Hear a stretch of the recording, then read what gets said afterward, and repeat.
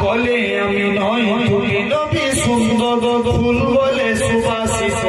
নবীজির অন্তর তারাদের দল বলে তুমি সেরা সরবে বলে জন হয়ে প্রিয় তুমি গৌরবে মানুষের কাছে তুমি রহমের বন্দর মানুষের কাছে তুমি রহমের বন্দর চাঁদ বলে আমি নয় তুমি নবী সুন্দর ফুল বলে সুবাসিত নবীজির অন্তর